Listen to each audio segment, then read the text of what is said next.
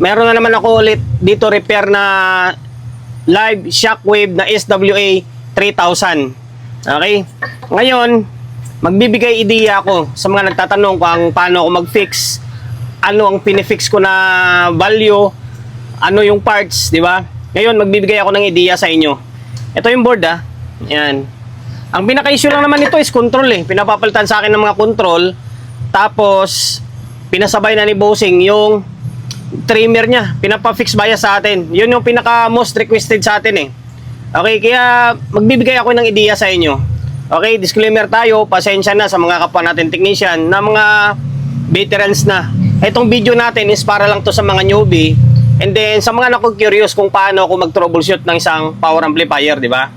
Okay, ito yung board Yan, kung saan yung i-fix natin, ito siya, yung kulay dilaw. Okay, yung kulay dilaw na to. Okay, ayan. Ngayon, ikutin ko yung camera, pakita ko sa inyo.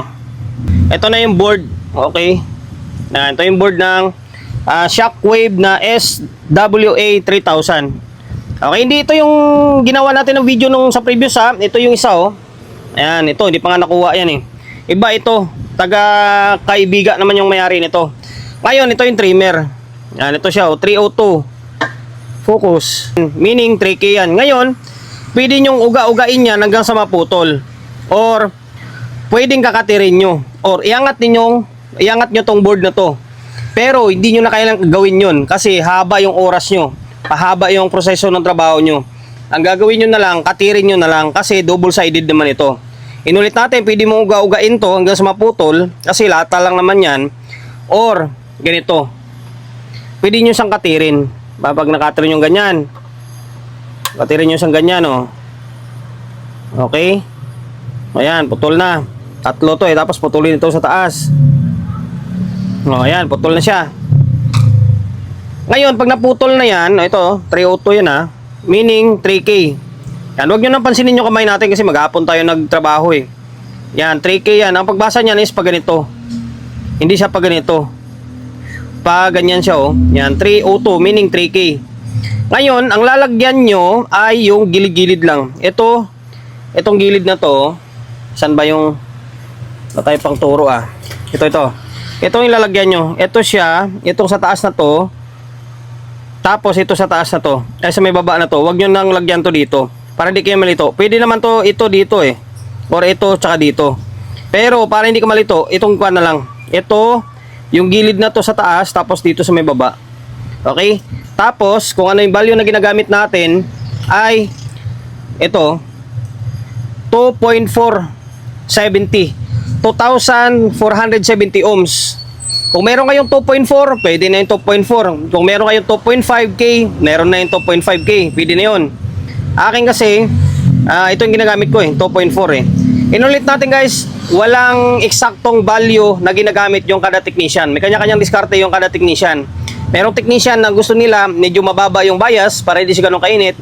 May gusto rin, yung ibang technician naman gusto nilang mas medyo mataas yung bias para mas malinaw yung tunog. Pero tayo playing safe, nasa kalagitnaan tayo. Okay? Ayan Ibaling medyo bababa tayo, wag lang yung sobrang taas. Yan, naka-series ito.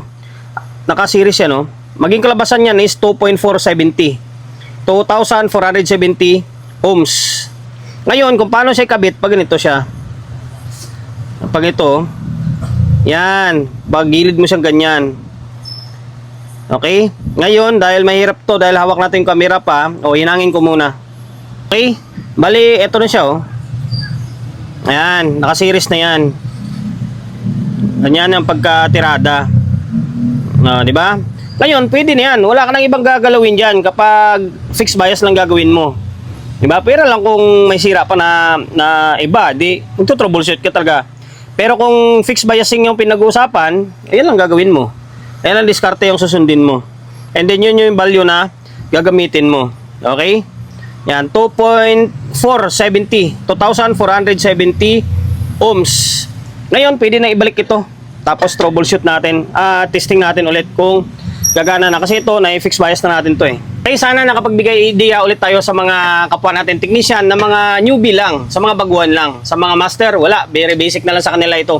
Kung paano tayo gumawa ng ganito. Okay, inuulit natin para sa mga newbie, para sa mga baguhan. yung video natin. Okay, yun lang. Salute.